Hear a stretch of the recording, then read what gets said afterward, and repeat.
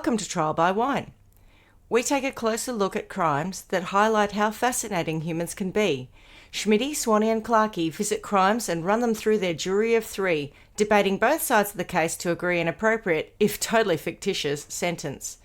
Please be advised, Trial by Wine may include explicit or disturbing content and will include drunken rambling. Listener discretion is advised. All right, how are we? Good, thank you. Very good, very good. A little bit of off-air humour to start the day. Why not? Why not? Indeed. Any news?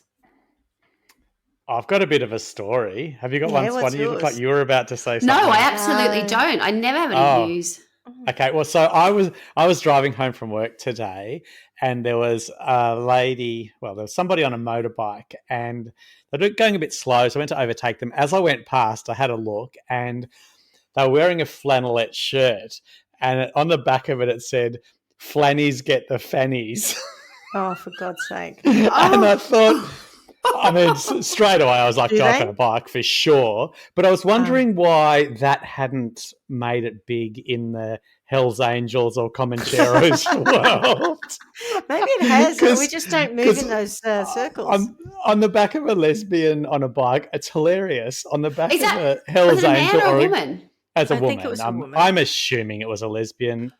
Oh my God, that's so cool. But on the back of a Hells Angel or something, like imagine it was Hells Angels logo, Flannies get the fannies. Beautiful. Not today, mate. I just don't think it would be hilarious nor appropriate. I do have something to add to that. Yeah, go. So, because I haven't heard the word fanny for quite a while, but I've heard it twice in 3 days now.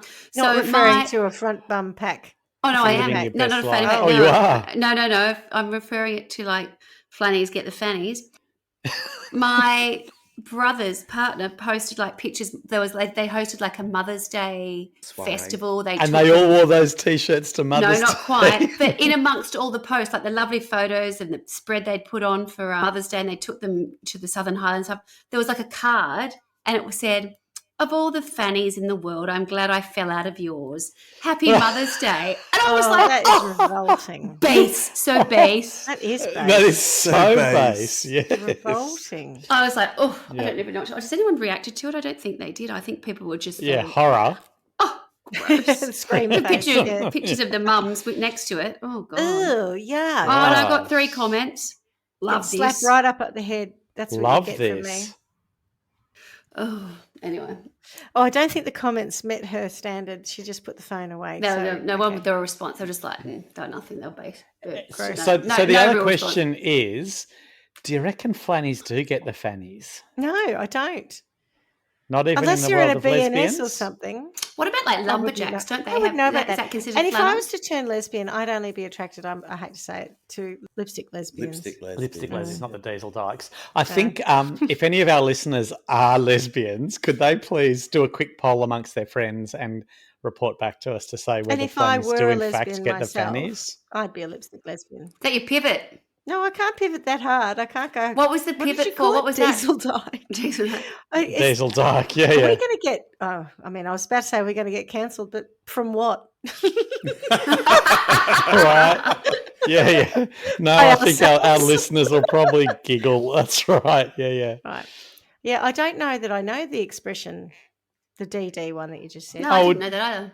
DJ Deezer taught me lipstick lesbian and diesel dykes back in the 90s. Oh, that's a long time ago then. It's been around forever. Okay. Yeah, it's not new, but it's an English term, not an Australian one.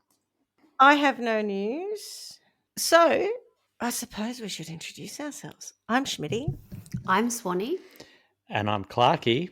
And together we are Trial by Wine. And what are we drinking?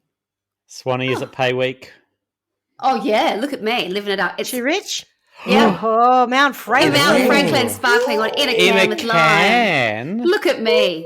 Cost of living. Not anymore. With a spritz of lime and natural. The election's over. Yeah. I'm going to splurge.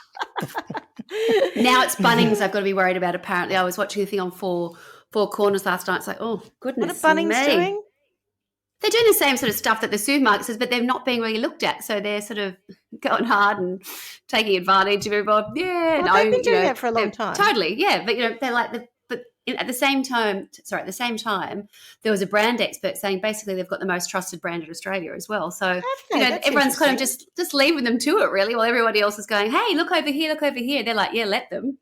See, I think it's a real shame because I liked Masters. That little was that a Victorian? competitor. Yeah, I don't know if it was just Victoria. I'm going to assume it was, it. But it was like hardware for women in that it was pretty, and it reminded me a bit more like Homebase in the UK. But it folded. It didn't work. It was a poor experiment here. Oh, I don't know. But also, Bunnings are interesting because did you know that? Well, not so much Bunnings, but Wesfarmers owned Catch of the Day, and Catch of the Day just closed. I think it was the 25th of April, just bang, gone. Apparently losing too much money. And then I was reading someone, Fin Review or something, where the people who actually worked there said, no, it was the management of Wesfarmers that led it to be destroyed. Who knows, right? But you think about that. You think about how much they spent to get into the UK market because, that was a failed experiment. They bought Homebase in the UK for God knows what. Yeah. They sold it for like £1. It was an absolute disaster. They lost millions and millions and millions of dollars. And now they've got, whatever they've done with Catch of the Day. There's something rotten in the state of Wesfarmers. It's a WA brand, isn't it, Swanee? Oh, yes. Interesting. Anyway, I suppose that taps us onto a bit of news. Yes. What are you drinking, boys? Well, we're having a Halden, the Edgar Wallace Cab Sav. And I think we may have touched on this many, many episodes ago, but it's called the Edgar Wallace because it's the father and his ashes are sprinkled on the vine. Right. So there's a little bit of Edgar Wallace in every glass. Nice. Not a glass and a half of full cream milk, but yeah. And I bet Edgar's delicious, is he? Oh, it's tasty as fuck. Yes. All right, what about you? I've gone for an oldie but a goodie. It's a while since I've done this, but Swanee, I am drinking. Is that shampoo? No, it's gin, and it is the bottle of Papa Salt Coastal Gin, which was gifted to me by Swanee. Well, funnily enough, I've got a 4-pack in my garage fridge with they're pre-mixed ones. I think you sent that to me around the time that Mum passed. So I did. I'm surprised you still got it. I was about to say, isn't that impressive? Either that or it's terrible. She died in December. No, I just haven't had a lot of gin in the last 18 months. So there you go. Cheers. It's always good to drink gin when things aren't going well. To Bernadette, yeah. To Bernadette. Cheers. And all who was one of our biggest fans of Trial by Wine. Not at all. Papa Salt herself.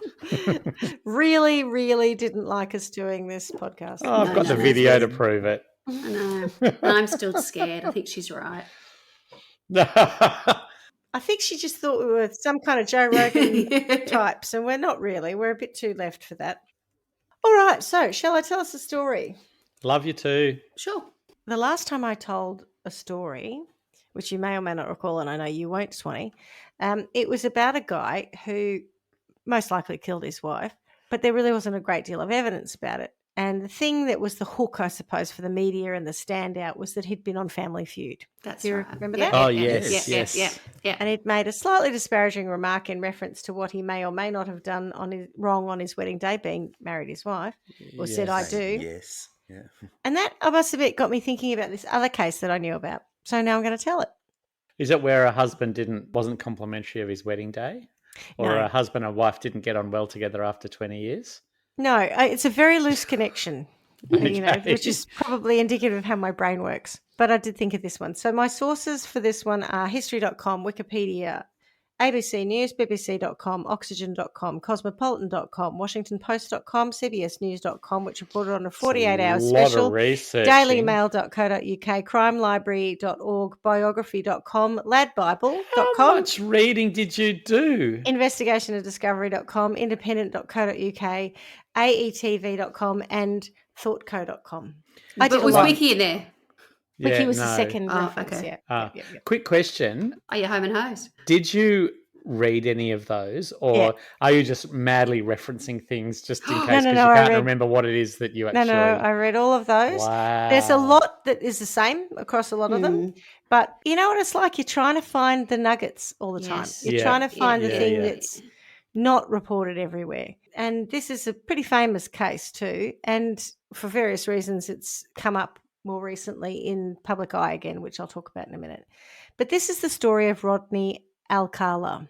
Rodney was born in August 1943 in San Antonio, Texas, to Raul Alcala Bucur and Ana Maria Gutierrez. But when he was around 8, his grandmother became ill and she wanted to go back to Mexico.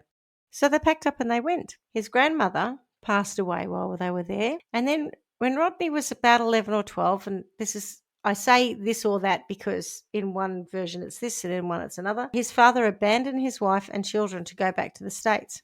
I'm not even convinced. I don't know if he really did abandon or he just went back because there was no work. But at any rate, it appears they separated at that point. I'm still back on the fact that I've never heard of anyone called Rodney who's a Mexican. Rodney sounds like he's from the local pub. Rodney. In Australia. Yeah. Do you reckon Rodney, he would drink Corona if he was? It's a stretch for me. This Rodney is a Mexican name. Not on board yet. He had an older brother, Raul, who I can't find anything about. So the father's name was already taken, right? So the dad's name was Raul. Eldest son There's was this Raul. Beautiful name in Australia that people use called Rodney. What do you think about that? Yeah. Rodney. I don't know why he was called Rodney. Do you reckon it's like a slangy thing for Rodriguez or something like that? No, it's a very Rodney. Good observation, I think, Swanee. Rodney. I don't know now how I'm common on high a name it is in alert. Mexico. Yeah, I'm just like that. He's already given himself a fake name. Right, as you were, Rodney. So then his mum takes herself and the kids to LA because they weren't getting any work in Mexico. And Rodney did very well at school. As it turns out, he was super intelligent. And I've seen 2 figures around his IQ, one being 135, which doesn't impress me much because mine's 132. That don't impress me. It's better than But yours. 160, which I think is genius level, so fair enough. And his they named him mother, Rodney. and they named him Rodney. But it's not terribly surprising that he was super intelligent because his mother was a very impressive woman in her own right, which isn't relevant to the story, so I'm not going to tell you about it, but it does explain why he got big brain genes. I think something like she ended up with 3 degrees herself, like she's a super intelligent woman. Swanee, do you know what yours is? No. I'd be too scared to look at it. It'd be so disappointing. I think mine fluctuates between I'm sure mine's gone down. Low and the more gin I drink, it 75%. definitely gets lower and lower and lower. What was the one that you did that case about the guy whose IQ was like 99 or 90 or something? And the whole way through going, but 99 or whatever it was. Yeah. Yeah, poor thing. Rodney finished high school in 1960 and decided he wanted to join the army. Oh, going back a while. Okay, 19. Oh, yeah. He was born in 43. I said that. Okay, I missed that. Sorry. Yeah, in San Antonio in Texas. Couldn't get past Rodney. I got August. That's August true. That's me. 1943. I get fixated, don't I? You got stuck on the Rodney. Yeah. I think, yeah. So he decides he wants to join the army, and in 1961 he joined, and he served as a clerk. And it seems like it might not have been a great career for him, given his commanding officer called him manipulative, vindictive, and insubordinate. All the traits you want in a staff member. He was also pulled up several times for assaulting young women, which is pretty bad, but not bad enough to get him chucked out or charged, from what I can tell. No, also another trait you don't want in a staff member, but also no criminal, like he's been pulled up for it, but not charged. How bad were the assaults? Were they? No record, don't know. Oh, so I've got a story. Sorry, I should. It's kind of relevant. We were in Melbourne catching trams, the other day, and they said on a big billboard, any unwanted touching is sexual harassment. Yeah. Report to the police. I'm like, hang on a minute. We're on crowded trams getting touched by all kinds of people. None of it's wanted. I'm going to ring the police and say I'm being sexually harassed. I'm being it's just unwanted touching. Yeah. We've talked about this before, that the fine line between wanted and unwanted, like it's so subjective. What's a creep versus what's a paramour? And it's all about whether or not you are. It is. It's just like it's proximity. It's not even. Yeah, that's true. the thing. It's not an accidental boob graze. Well, no option. You would just catch the tube in London. Jesus. That was like Frontage Central. You know, people were doing it all the time. Some people I don't think wanted to, and some people were trying to do it. You sometimes have a fair idea. If you're the offender, can you say, I didn't want to either? It's proximity. Yeah. I'm going to blame the tube or the Well, I think trams. that billboard doesn't take nuance into account. You know, the nuance of an accidental boob graze as opposed to Fake news. Yeah, I think you'd have to use a Yeah, different exactly media. right. I think you might have to Yeah. use a different media if you wanted the subtleties. Accidental Yes. boob graze doesn't look good on a billboard. It's very long and wordy too. Yeah. Yeah. So in 1962, his father passed away unexpectedly in Tulare County, California, and the whole family attended his funeral, which I thought was Okay. interesting, given Yeah. every report I read that said that he'd abandoned his family, the father. But then Anna and everyone, they were devout Catholics, so maybe it was about doing the right thing. I don't know, but apparently they all went. In 1963, though, he went AWOL. Apparently, he had some sort of nervous breakdown and hitched from Fort Bragg in North Carolina to his mum's place in California. And of course, going AWOL, well, that's a real problem in the army.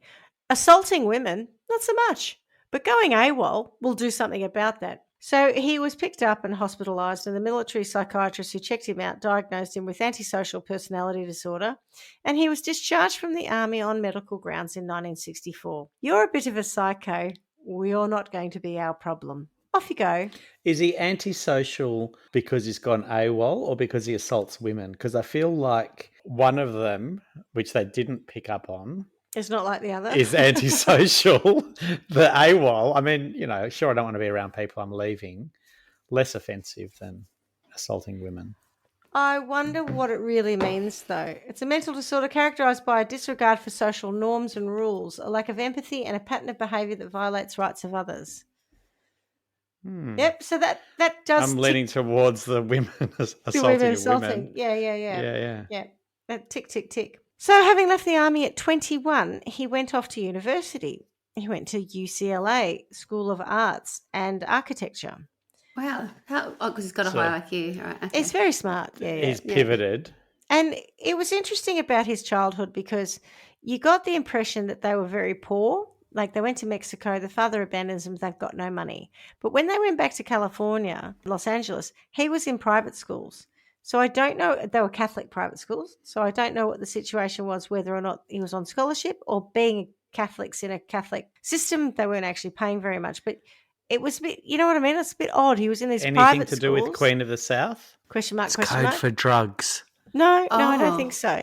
Well, see, that's how innocent and pure I am that I just went question mark. What is Queen of the South? Have you not seen Queen of the South? Oh, it's a great narco movie. Yeah, like a narco series. Yeah, it's fantastic. Anyway, it's not that. No, so I move don't on. think so. I think just probably Anna was very intelligent, the mother, and I think it's the Catholic connection, if I'm honest.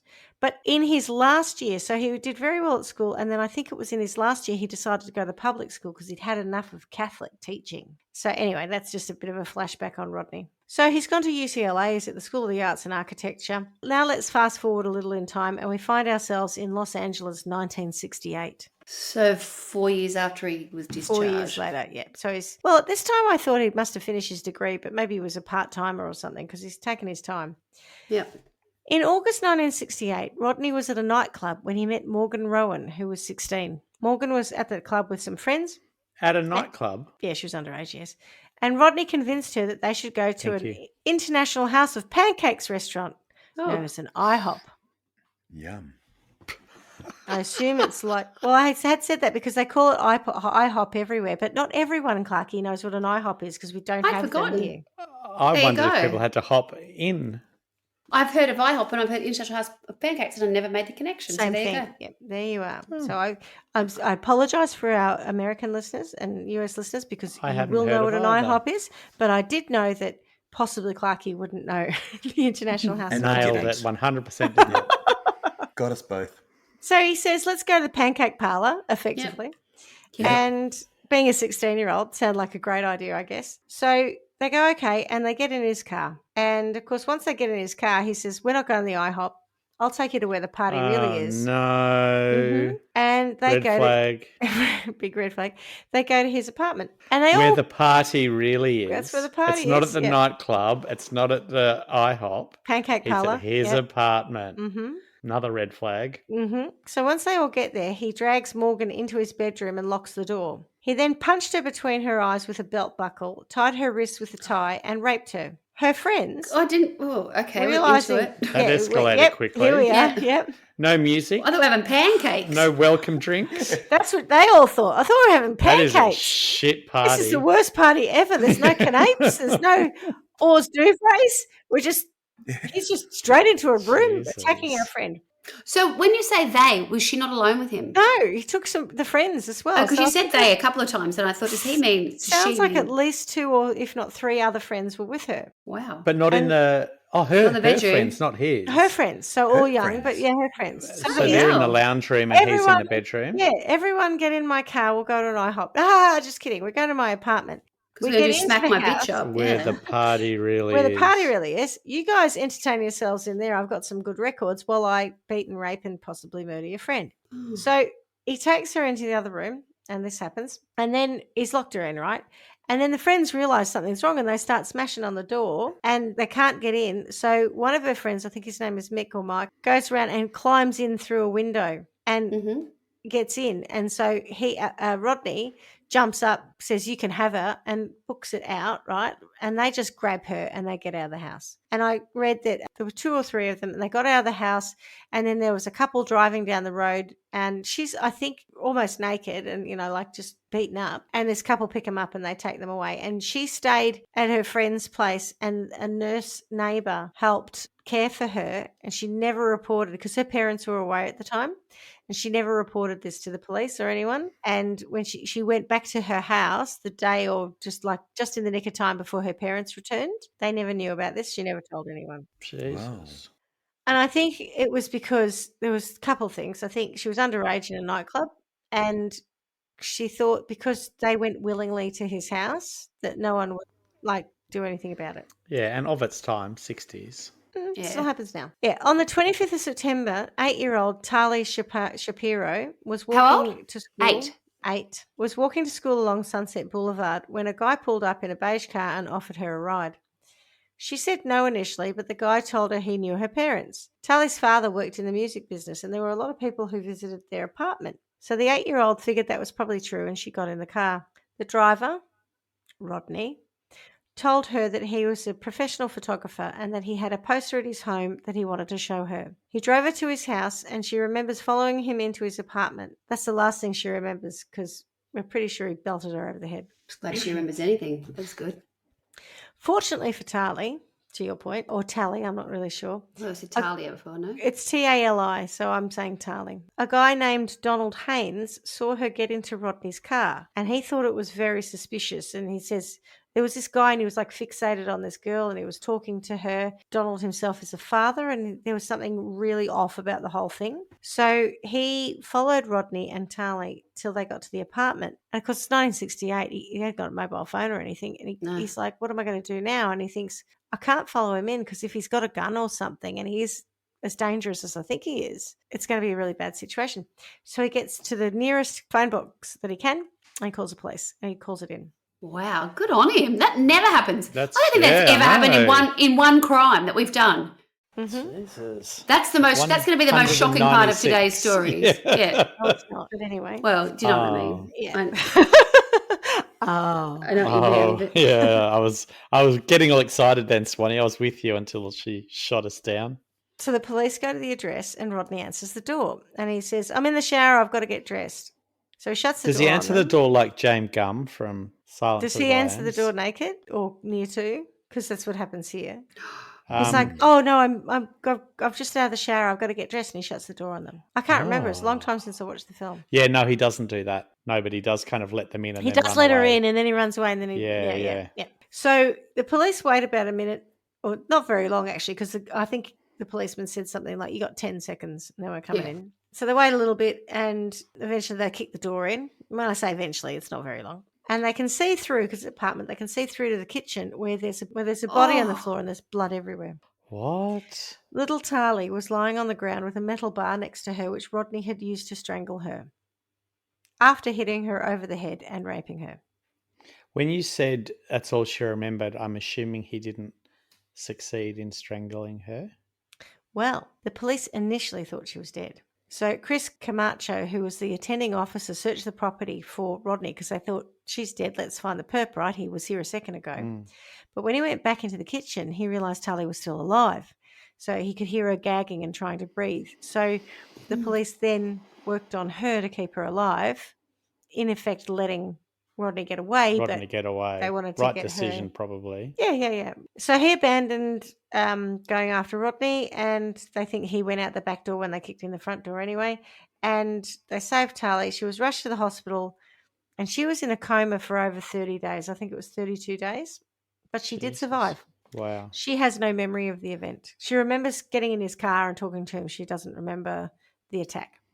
As I say, the last thing she remembered was being hit over the head. So they searched the apartment and they find Rodney's UCLA ID card, student card, right? And they also find a lot of photography equipment and lots and lots and lots of pictures of young girls. So they know who he is. So they go to the university and they ask around, and his professor and other people go, Rodney? Oh, no, he's a great guy. He wouldn't hurt anyone. They don't believe that.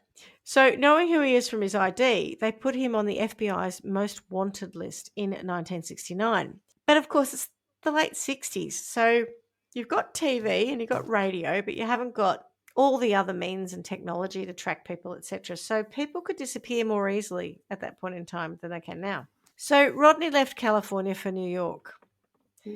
He changed his name to John Berger and got into the New York University Film School. And apparently he studied under Roman Polanski, who is a story for this podcast unto himself. No one in New York suspected him of anything, and life went on. Again, he's ingratiated himself into society. Everyone thinks he's a lovely guy. I'm impressed he can get into uni so easily. Smart guy, right? Yeah. Real smart guy. Remember the army commander said that he was manipulative? Yeah. I thought that was an unusual thing for a man to say about another man. You know what I mean? That really stuck with me, yeah. So obviously he's charming and he ingratiates himself into New York society, particularly in the university scene. No one thinks anything of it, and life goes on. So on the 12th of June 1971, Cornelia Michael Criley, who had recently landed a job as an airline stewardess, was moving into her first out-of-house apartment out of her parents' home. She's moving in with some work colleagues. And it's believed that while she was doing that, Rodney, who didn't live very far from her, offered to help her move some of her gear. I say Rodney, but at the time, he had changed his name, if we recall, to John Berger. So when her boyfriend came home from work that night, he found her door locked, which was unusual and surprising to him. He called and there was no answer at home and on the phone, so he became very concerned and he called the police. When the police arrived and got into the apartment, they found Cornelia. She'd been stripped naked, raped, bound and gagged, and strangled with a nylon stocking. She also had a bite mark on her breast. Her boyfriend, Leon Bernstein, was an assistant district attorney at the time, and the police initially suspected him. But with no evidence against Leon or anyone else, the case went cold. And the problem with spending all your time worrying about Leon is that they were not worrying about anyone else. Rodney, still calling himself John Berger, left New York and got a job at a drama camp near Lake Sunapee in New Hampshire. Sunapee, apologies if I'm getting it wrong. Now, you'll recall I said that the FBI had listed him on their most wanted list? Yep.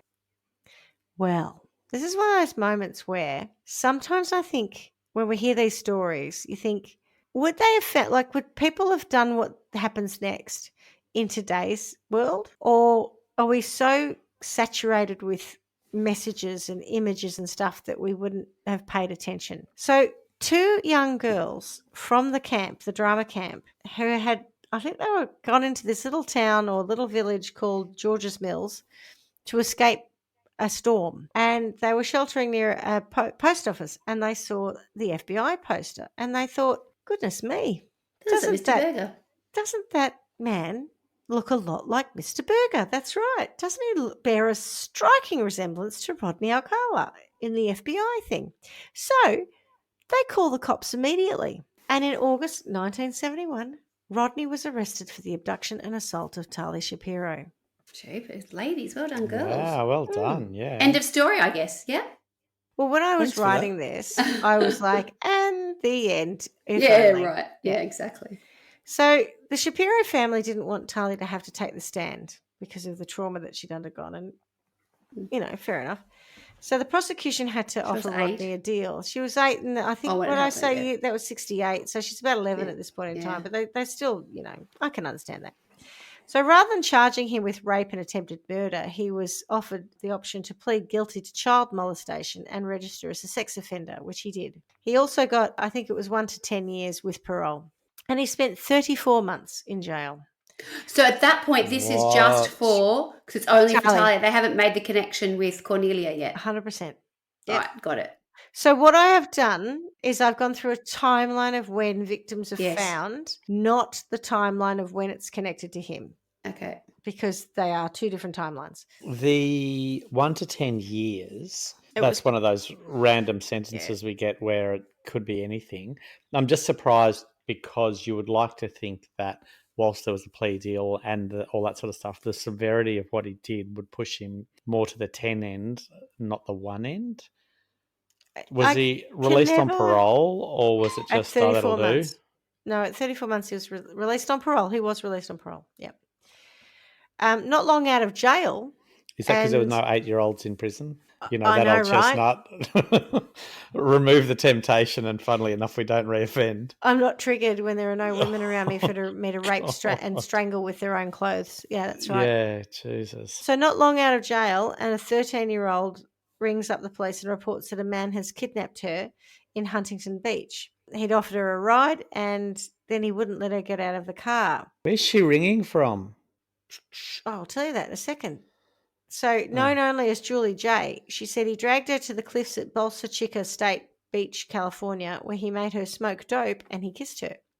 The police picked him up and he was convicted of violating his parole. She ran away. I can't remember how she got away from him, if I'm honest, actually, now that I think about it. Yeah, no, I just thought she was in the car, and I thought she might have been in his No, house. he picked her up and then he took her to this beach place and then he made her smoke dope and he kissed her.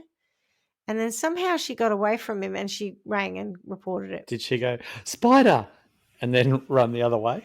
Maybe. There, I might be confusing too. There's one victim who also escapes by being really nice to him. It's not this one, actually. It's not this one. So this one must have just got lucky. So Julie J rings the police. Witty. She might have outsmarted him. Yeah. She gets away anyway and rings the police and tells her what happened.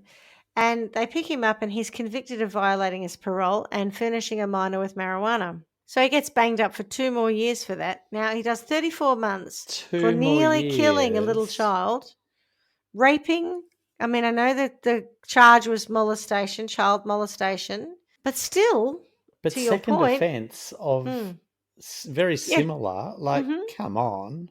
Yep, but you'll enjoy this. By 1977, he was pronounced reformed due to the self-improvement programs that he was doing in prison. But being allowed out, he had to see his parole officer weekly. And that goes to your point about, well, if I hadn't paraded 13-year-old kids in front of him in his self-help programs, maybe he wouldn't be reformed. You know what I mean? Like, there's no trigger. Yeah.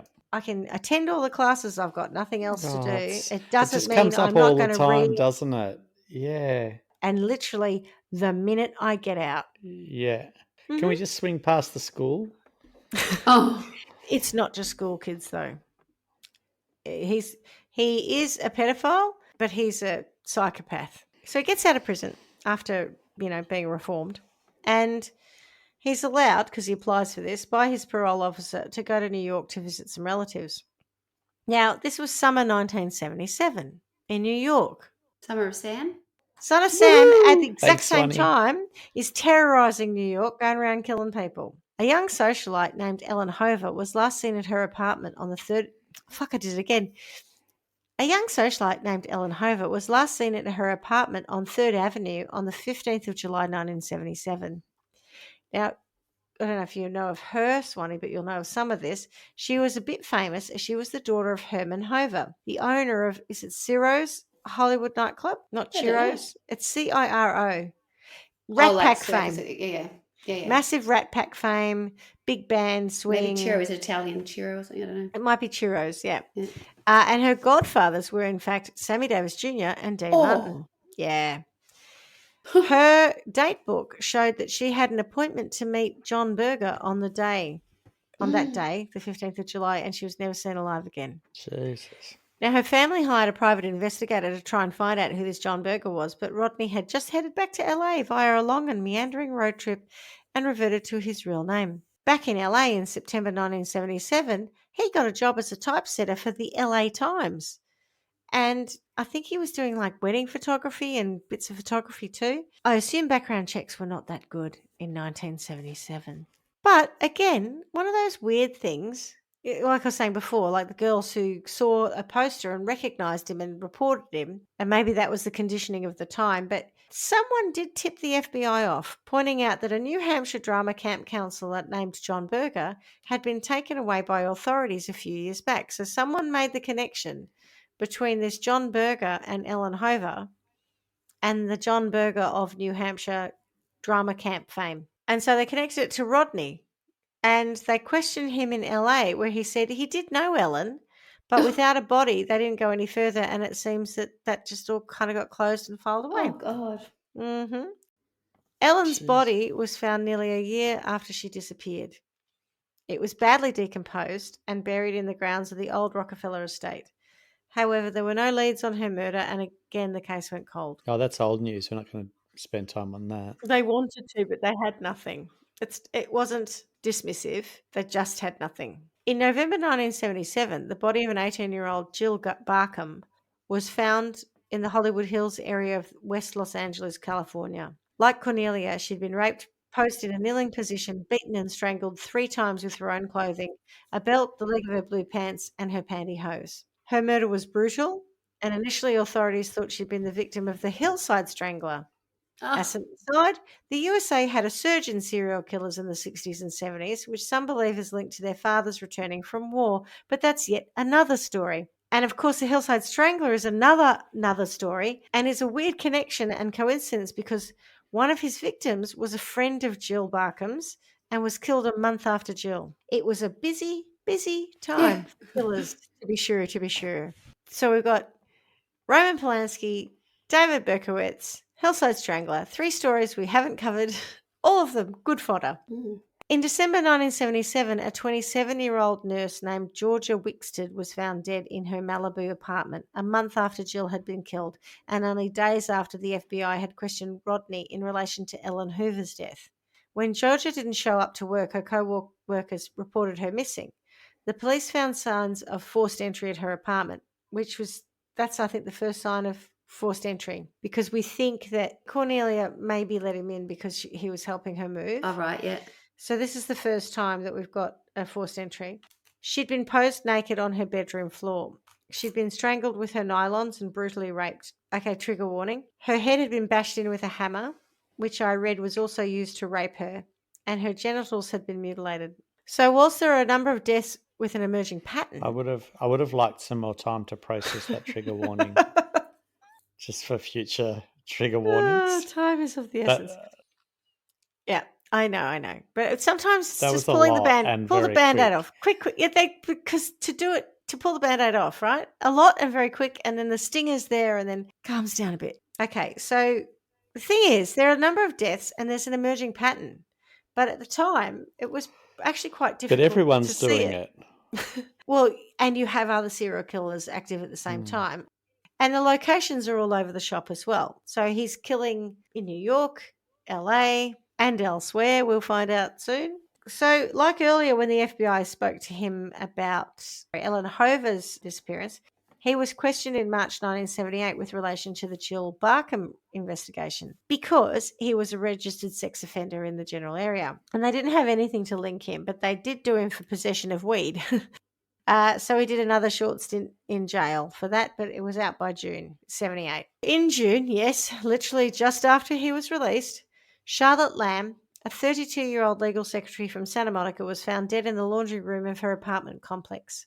She'd been raped, beaten, and strangled with a shoelace and posed with her hands behind her back. Again, no leads, no idea as to who did this, but there was a pattern emerging, so they're starting to see it now. One of the things that the prosecution say later in trial, so at least we get him arrested, etc., is that they believe, and I think this is probably true, that he also toyed with or tortured his victims in as much as he strangled them till they pass out, wait till they wake up, and then repeat I the was process. wondering about that because The there were girl a who was lot strangled of 3 times? implements. Yeah, a lot of implements used. Yeah. So, yeah, he spends time. He doesn't bash you over the head, rape you, and strangle you while you're probably Yeah, still yeah. out.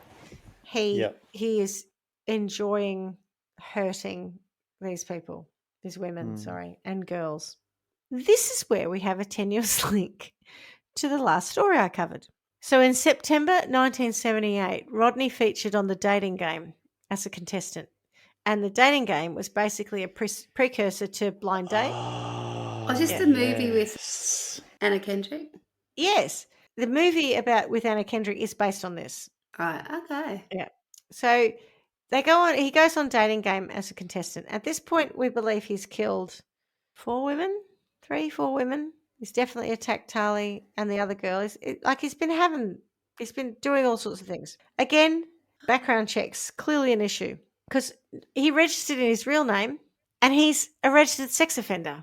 So if nothing else, you would think that someone would look that up and said, I don't think that you are a great I hope bachelor. Greg Evans used to check for us for Perfect Match. Exactly, right? Maybe he's a Dexter fella. did. Dexter probably did. Well, The that's robot. that'd be part of the problem. If a fake robot was doing the background checks, no wonder this guy slipped through the cracks. I did right. It was the late 70s, so maybe that's something. But anyway, yeah, Dexter. Piece of cardboard with a couple of lights. Yeah. And he's our background checker. So he appears on the show. It's very cringy, full of double entendre and lots of carry on. During her episode, the girl who was the main, what do you call it? Contestant, I suppose. Yep. Contestant, yeah. I think her name was Cheryl Bradshaw. So Cheryl Bradshaw, not Carrie, asked the 3 men various questions, including, what are you called and what do you look like? Bachelor number 1, Rodney, replies, I'm called the Banana and I look really good. When Cheryl asked him to be more descriptive, he added, peel me. Now, I could tell you that would have put me off What? immediately because not only do I absolutely hate bananas, but also someone, I. I can't stand them. Someone asking to be peeled has real Ed Gein vibes. So I'm like, oh no, mate. Also, it's thought a they're bit wiener. phallic Phallic, kind yeah. of. That is That's what I precisely was what thinking. he's going for. I'm thinking more about the man who made a belt with women's nipples. But maybe that's just the difference between you and I. It's a lot. Ed Gein. Ed Gein. Crimes Against Craft. I think you'll find the episodes. Yeah. He was very talented. No, he wasn't. Nipple belt. The contestant, Cheryl, actually picked Rodney as the winner. But afterwards, she rang up the producer and she said, oh, look, I spent He looks nothing like a banana. No, I spent a little bit of time with him afterwards and I found him quite creepy. And I really don't want to go out with him. Is that going to be a problem? And the producer's like, no, I don't give a shit. I'm not going to film a holiday. You're going on to Daydream Island. Yes, So exactly. it's okay. To see how you're going. That's right. So now to your point, Swanee, this story has been back in the news because Anna Kendrick has made a Netflix show Oh, there you called go. Woman of the Hour, which is about Cheryl and Rodney and this moment of them crossing paths. Wow. Netflix press notes for the movie does say that Bradshaw and other parts of it are fictionalized. Yeah. So don't go believing it as gospel if you do watch it. They changed all the names and Anna Kendrick said there's very little public information about the real person, being Cheryl. So Cheryl's life before the dating game is basically an imagined version of a woman in the 70s, Kendrick said. And her story became central in teasing out the thematic elements of the pervasive gender issues that were rooted in that era and persist today. So Woman of the Hour sounds like some kind of feminist thing, which is fine, making a point about misogyny of the 1970s. And, of course, the fact that how bad is it when even a serial killer can get on a dating game show? Yeah. Anyway, luckily for Cheryl, she didn't say yes and she survived. She didn't have anything majorly bad happen to her. I mean, that would have been a bitch for ratings, wouldn't it? On February 14th, 1979, so the last thing we saw was the dating game 78, September, Rodney picks up a 15-year-old called Monique Hoyt in Riverside County. took her to his apartment where he said they had consensual sex. The next morning, they drove to the mountains where Rodney took pictures of her in the nude and simulating sex acts, but she got scared and screamed. So he tied her up, beat her and raped her repeatedly and bludgeoned her in the head with a rock. And he took photos. Those photos about simulating sex, I've heard reported either as he took photos of him raping her or it was simulated sex. I've heard both. So this girl, however, is really nice to him and talks to him like, they're going to be a couple and everything's good. So he puts her back in the car. He doesn't kill her there. And he drives her back. And on the way, he gets out of the gas station, go to the toilet, and she runs away and calls the police. Clever girl. Yeah. So he was arrested, but his mother posted bail for him. So even though I said she was a very intelligent Mother of woman, the Year. I know I said she was a smart lady, but unfortunately, not on this occasion. So he gets out Smart, again.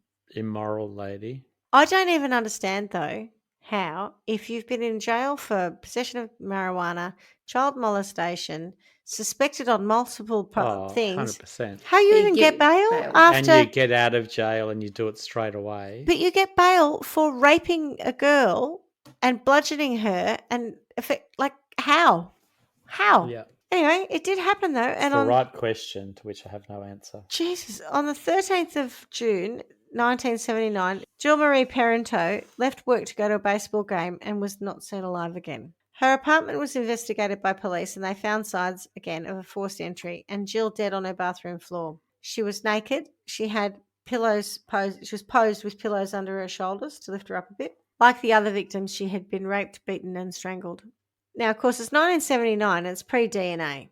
But the killer did cut himself crawling through a window and they took the blood evidence. So, because they could still do blood type matching and stuff. Right. But that will eventually become quite useful. Only 7 days later, on the 20th of June, Robin Samso, a 12-year-old girl, was heading to ballet class. She'd been at the beach earlier that day with her friend Bridget when they were approached by a creepy guy wanting to get photos of them in their swimsuits. A neighbour of theirs, Jackie Young, had chased him off. He was clearly evidently creepy, right? Because other people like that, the guy who followed him with the little girl, Tali Shapiro, like people saw him and knew he was a creep. He wasn't like Others charming said he was and charming though. Yeah. yeah, but I think in certain scenarios it gets away with Yeah. it. But in like when he's fixating or something, people can see he's not quite right. Yeah. So Jackie chases him off and the girls go about their day. And then Robin had to go to ballet. And she was running a bit late, so she borrowed her friend's yellow Schwinn bike. But then she and the bike disappeared. Sadly, 12 days later, her remains were found. They were very decomposed, with the head having been separated from the body and the left foot and parts of her hands were missing. There's this whole thing about the park rangers too that I'm not going to get into, but she'd been so badly decomposed that one of the US park rangers who found her thought they were deer bones and he tossed one of them to his colleague. Thought you were going to say to his dog. No.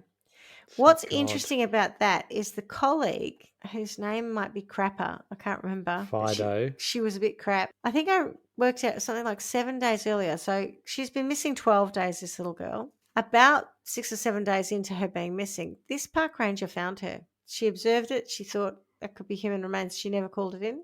Apparently, again, a few days later, with the same guy, they came across it. And the guy assumed they were animal remains, and she again thought that they were not kids, they were human.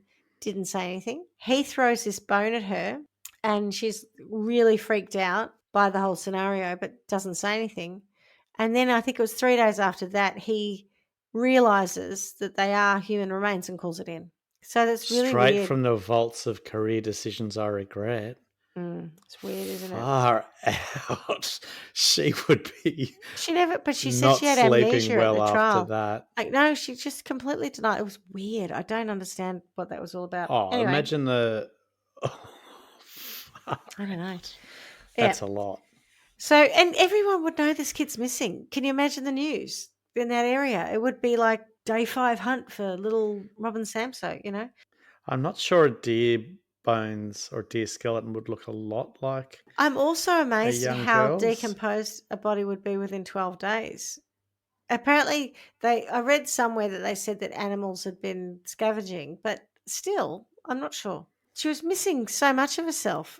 On Wiki, it said that she'd been raped, beaten, and strangled, but in other accounts, her remains were so decomposed that they couldn't actually determine cause of death or if there'd been a sexual assault. Bridget and Jackie provided the police with a description of the guy on the beach, and they made a photo fit, which for once was pretty accurate. One of Rodney's ex-parole officers, and this is one of these coincidences, saw the sketch on the news and called the authorities to say they should have a little look-see into Rodney Alcala, which they did.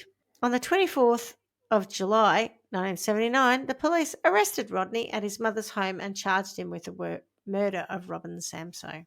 Dun, dun, dun. But he got 1 to 10 years and let off in 3 days. When they searched his mum's place in California, they found a receipt for a storage locker in Seattle. Unsurprisingly, they skedoodled up there to search it, which was lucky because Rodney was recorded on a call from prison to his sister saying, "Get up there and clear it out before they get to it." But the police were already on it. The storage locker held thousands of photos of young girls and some boys, including one of a girl who had been at the beach on the same day as Robin and who had told the police about the creepy photographer. The locker also had a collection of earrings, one pair that were identified by Robin Samso's mother as belonging to her.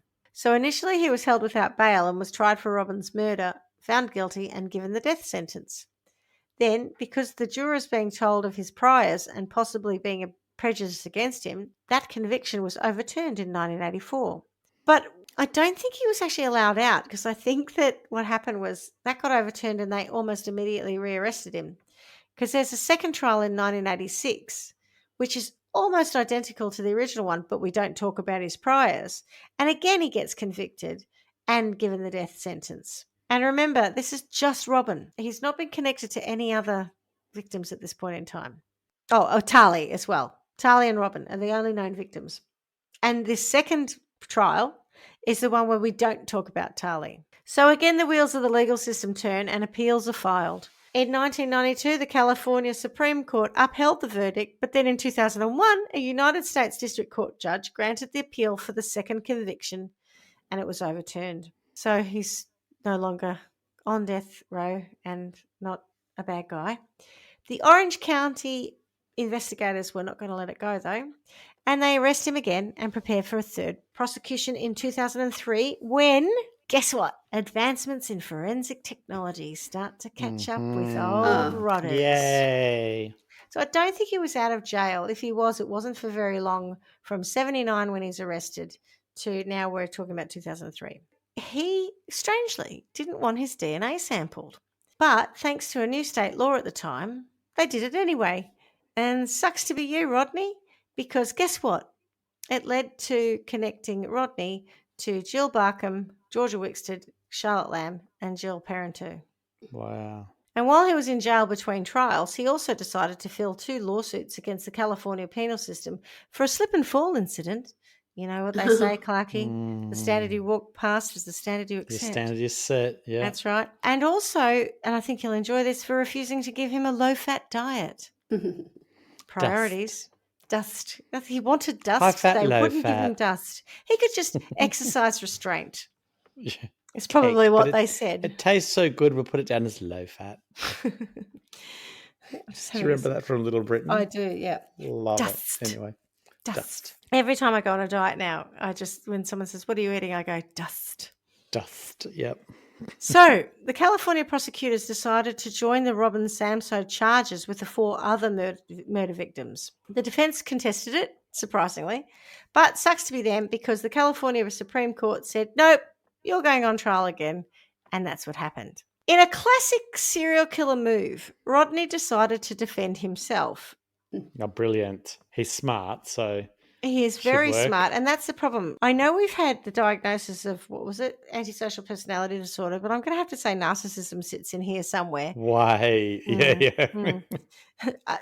Not suggesting I'm a psychiatrist or psychologist in any possible way, but I am happy to armchair diagnose this guy as based on past learnings. Psychopath, sociopath, and narcissist. Yeah. So he decides that he's going to defend himself, which includes asking himself questions and calling himself Mr. Alcala in a deeper voice, and then answering himself with his normal voice. Mr. Alcala, were you here at blah blah time? No, I wasn't. Oh my God. It's like something out of the Muppets. Imagine being on the jury. Well, he's not doing himself any favours, going back to the narcissism, because he thinks he's so smart that he is. If it was blind jurors, that would be appropriate. Indeed. He says that he was somewhere else when Robin was kidnapped. Can't prove it. Shows himself wearing earrings in the dating game show to prove that they were his and they weren't Robin's. But the jurors were like, we can't actually see in the footage whether or not he's wearing earrings. So they were little like studs, little ball earrings. And they're like, we're not buying it. No proof. No proof. So, and also one of the guys who was also on the dating game doesn't remember him wearing earrings and said, I would remember it because in 1978, it wasn't cool for a man to wear earrings. So it would have stood out for me as odd. And I don't recall everything. The same man, however, did say that pre-recording, Rodney said to him, I get all the girls or something like that. And he was like, he was just weird and creepy. I didn't like the look of him. He was right. He also said, and this is the most compelling of his evidence, you'll enjoy this, Swanee, he didn't remember killing the women. Oh. Yeah, I guess he didn't do it then. Hmm. Then he played Alice's Restaurant Massacre by Arlo Guthrie, which is an 18-minute spoken monologue to some banjo music, and it might not have been a good choice as the lyrics are about a guy who did some fly tipping and got arrested for it, and then he got fined in order to pick up the rubbish. And then the second part of the song is about, I think, trying to dodge the draft for the Vietnam War, which included trying to make an army psychiatrist think that he was homicidal. And that's the important bit because the lyrics then go, shrink, I want to kill. I mean, I want to kill. I want to see blood and gore and guts and veins in my teeth. Eat burnt bodies. I mean, kill, kill, kill, kill. And I started jumping up and down yelling, kill, kill. And he started jumping up and down with me when we was both jumping up and down yelling, kill, kill. And the sergeant came over, pinned a medal on me, sent me down the hall and said, you're our boy. Now, I think it's ironic. And this is part of his defense? Yes. I think Arlo Guthrie was trying to say in that moment that he was trying to get out of the draft by saying he was a psychopath. And instead of being told by the army, you're a psychopath, go away, he was like, you're great, you're what we want.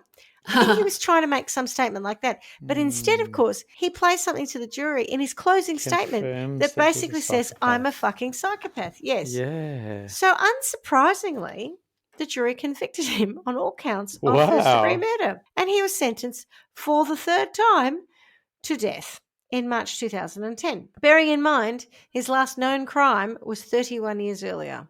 Wow. Yeah, wow. So then New York had a go for the murders of Cornelia Crowley and Ellen Hover. He was indicted in January 2011 by a Manhattan grand jury. In 2012, he was extradited to New York. He entered not guilty pleas, but then inexplicably changed that to guilty pleas in December. He was then sentenced on the 2nd of January 2013 to an additional 25 years to life because there is no death penalty in New York State at that time. So after the 2010 trial, the police released 120 photos, and you can find these online if you are looking for them. You just look up Rodney Alcala photographs and they will come up. There's 120 of the photos, and the idea is to hope to identify the people in them. All right. Because there were about 900 images, but some of them were too explicit to be released, so they've culled them down to this. 21 women came forward to say they were in the photos. Oh! 6 families came forward saying their loved ones were in the photos and had been missing for a long time. Oh, my God. The following women are believed to have been victims of Rodney Alcala. Morgan Rowan, and I talked about her earlier. She survived his attack. Pamela Lamson disappeared when meeting a man who was going to photograph her and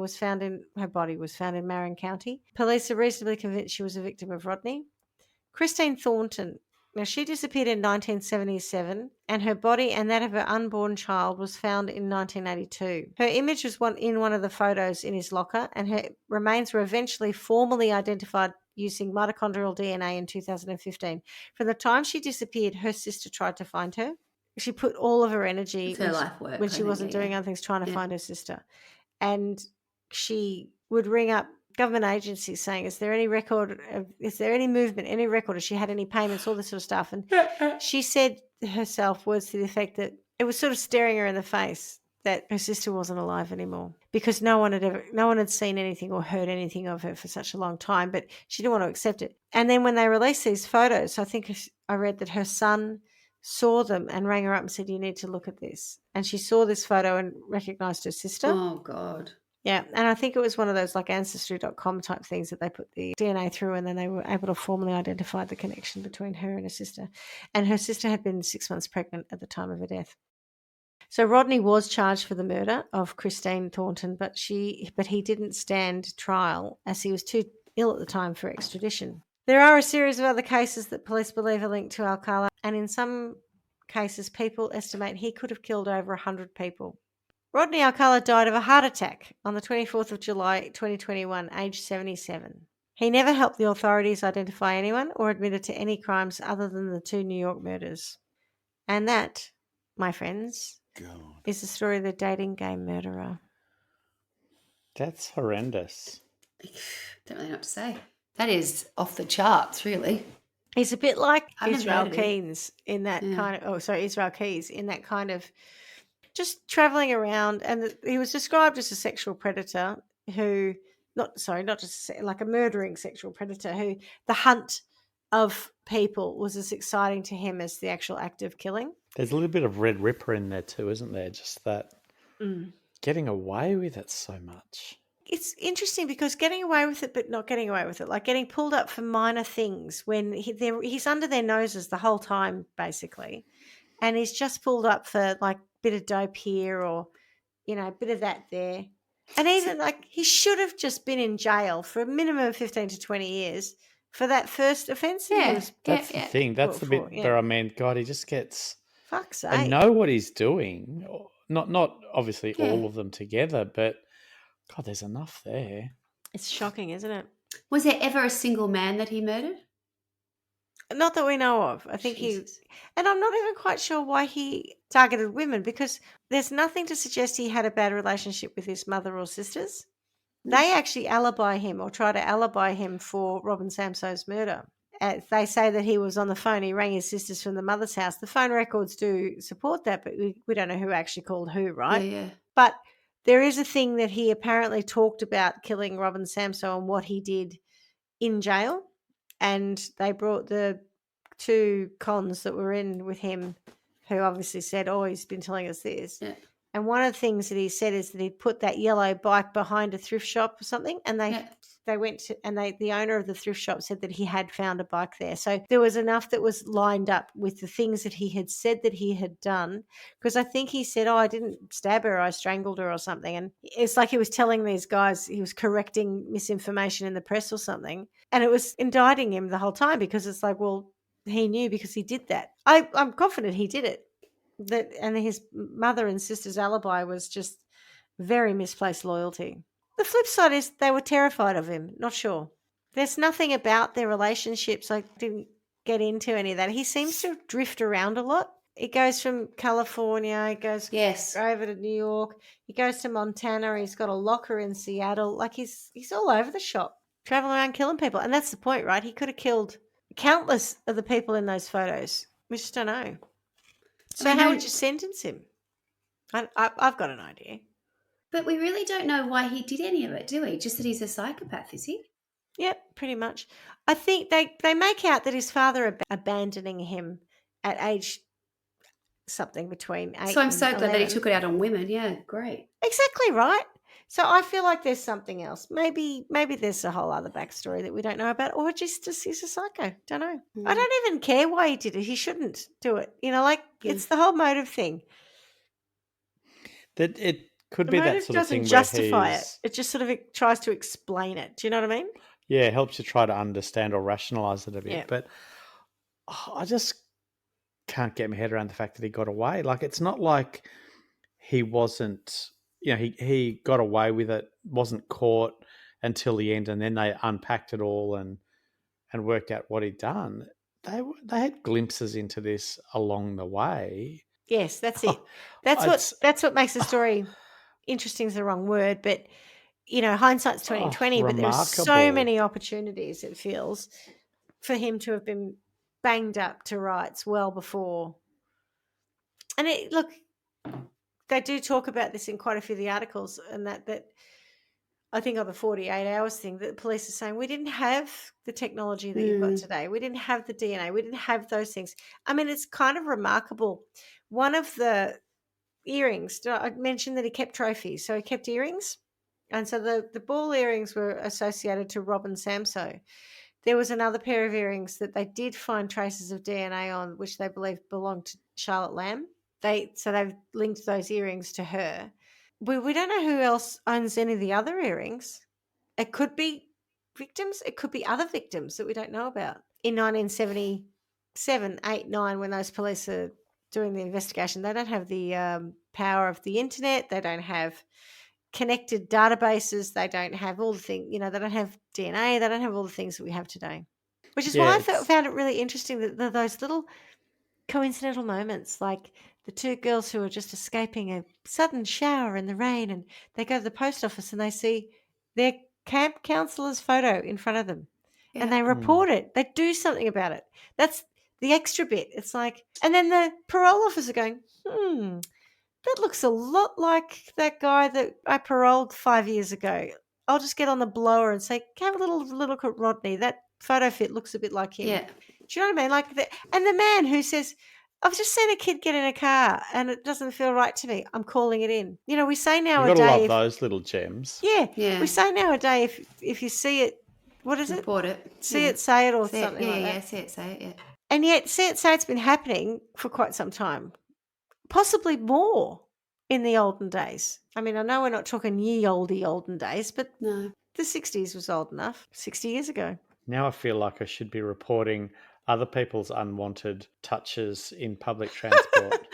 Maybe there was something in that the whole My time. God, I just saw 100 people in a tram get touched unwelcomingly. If it's by the same person, then yes, you should be reporting it. Yeah. Jesus. Sorry, I'm just a little bit blown away by that story. Looking for something shell-shocked? humorous. Yeah. Oh, God, awful. And his violence escalates and it's horrendous. Yeah. Absolutely. It's kind of like what you were talking about then with those not quite sliding door moments, but when somebody sees something and does something positive to, get an outcome. It's kind of on the flip side of that is this idea when you start to tell a story like that it's just the horror of thinking who's going to go across his path, because it does feel like it's as random as that on the right day or the wrong day, I guess. You're in the wrong place, and that terrifies me. It was picking up people off the streets. Yes. Going to a nightclub. Yeah. He met them everywhere, bookshops, everywhere he went. He did this whole thing of, I'm a photographer, I'll take a photo. Oh, yeah, there was a girl. I bet. Yeah. Oh, you'll be a model. I'll make it, all that stuff. Yeah. There was a girl who met him like meters from where Ellen Hover's body was found. Yeah. And he took photos. John Berger took photos of her there. So like he even had little places that I think he frequented more than we realize, whether or not he killed and buried someone there. Like there was the one I talked about, the last Christine Thornton. They went and saw him when he was in hospital. He's dying. He saw the photo of her and it was... Sorry, I'm confused. Who was dying? Rodney in hospital. Did he have a heart attack? Yeah, but he was sick. He was dying. Oh, before that. Okay, right. Yeah, because they wouldn't extradite him for her. At this stage. Yeah, okay. Yeah. They wouldn't extradite her. Sorry, they wouldn't extradite him for her murder. So she was murdered in Montana. Right. Found in Montana. He wouldn't leave. And so he would have had to be extradited from California, which is where he was, to Montana to stand trial for Christine Thornton's murder. But he was too sick. So they take a photo of her and they say, do you recognize her? And he says something like, "Oh, this was my area." He won't give them anything, but he gets off on it a bit.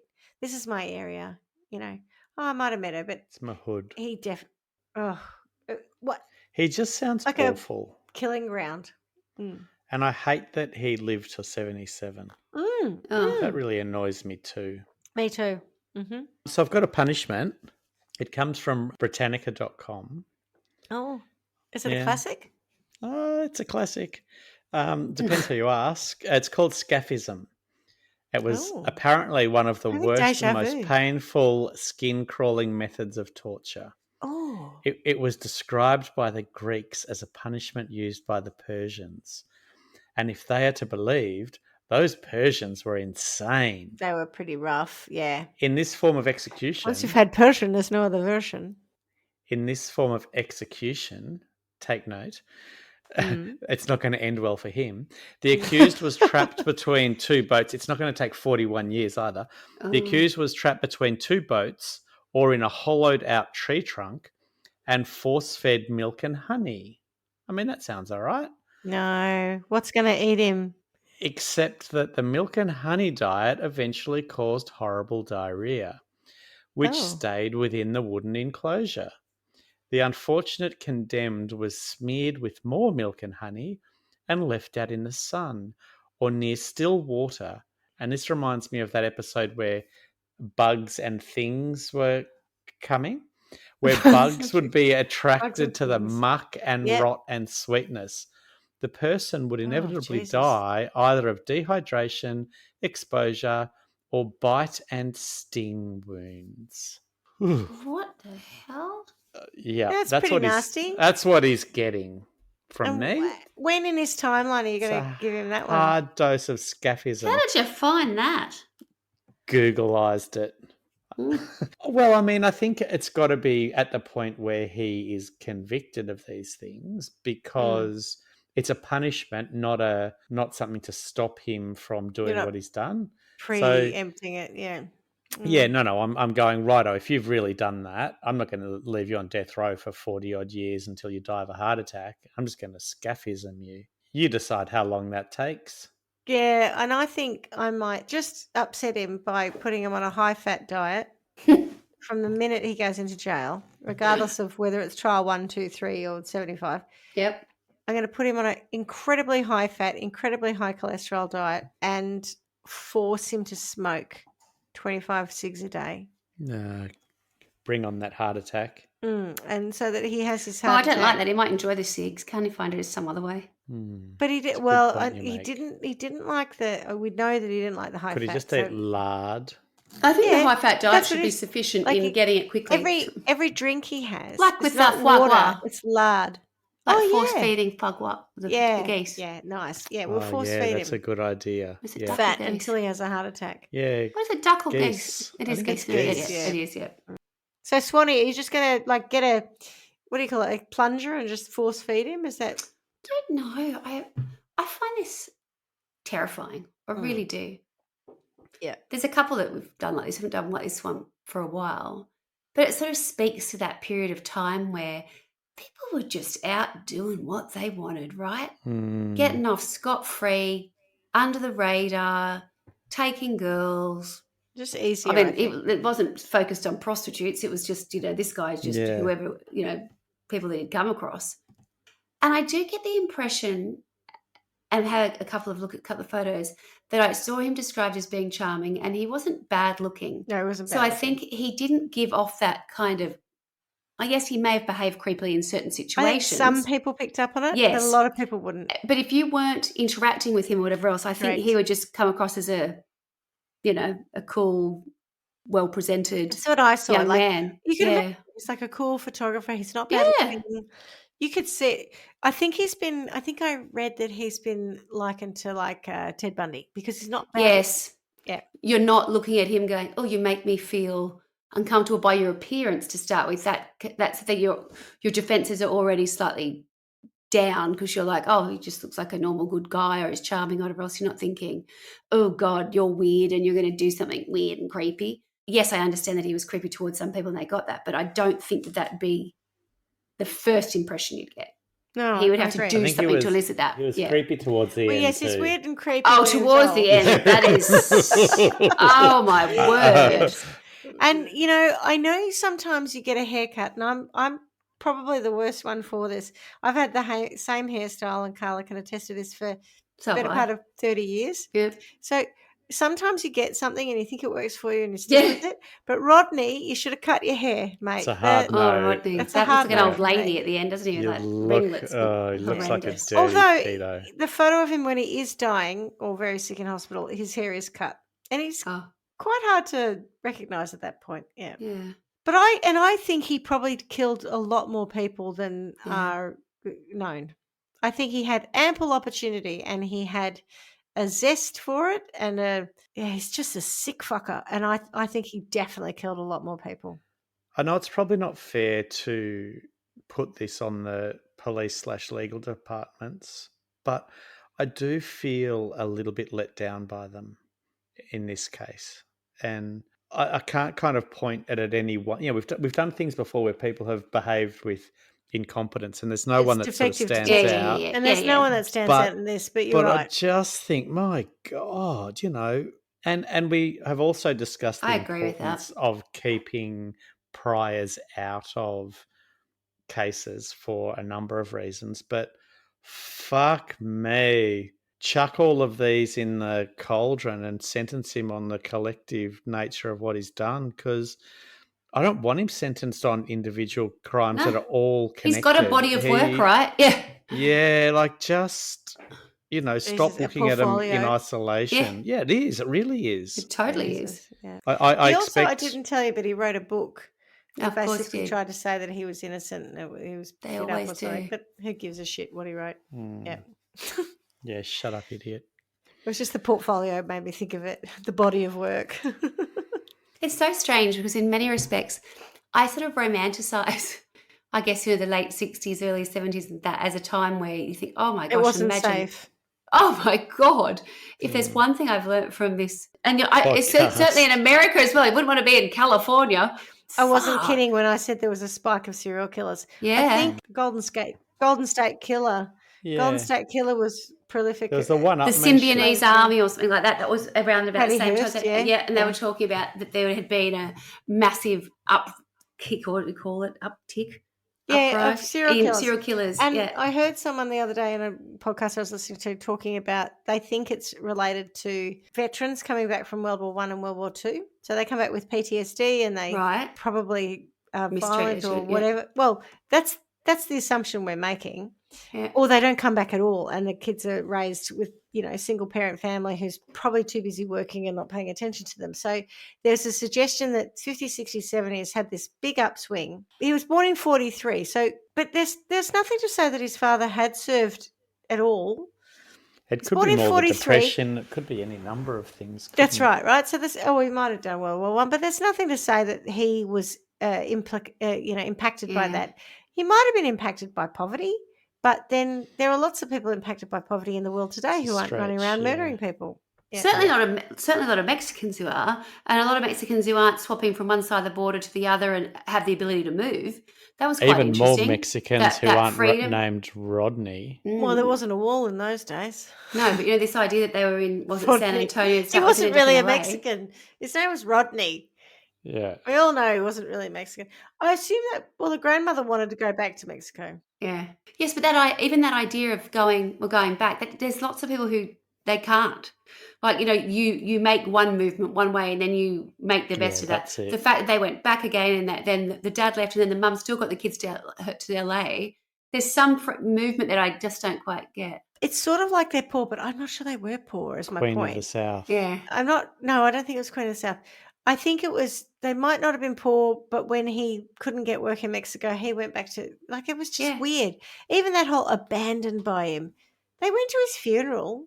Yes, And again. Yeah. He went back to LA. They weren't living far apart. Like when she went up there, I feel like there's a beat up in that somewhere. You know what I mean? Or a miscommunication somewhere in the way that's been reported and is picked up as truth. And I'm not sure about it. It just, some of the backstory doesn't ring true or feel right to me, but I wasn't there. Couldn't tell you.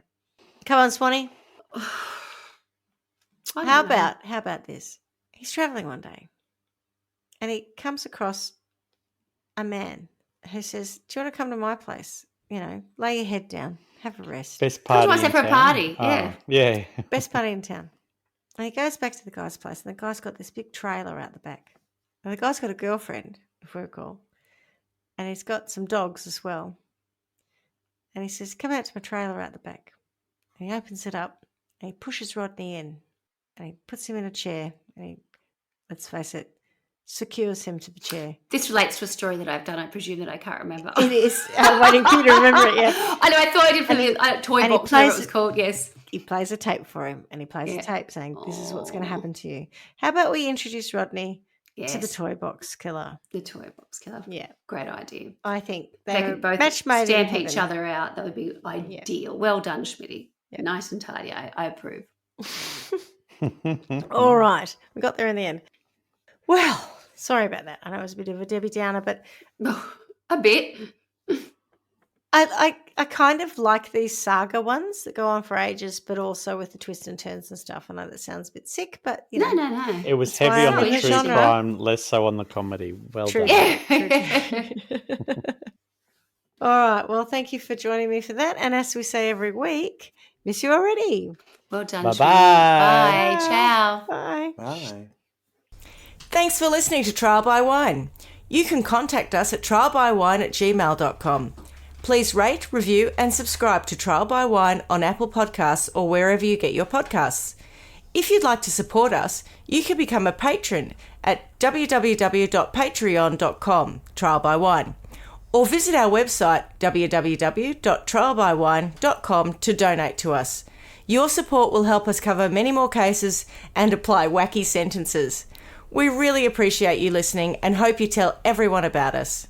Our cover art is by John Christo and music is by Beauchamp from pixabay.com.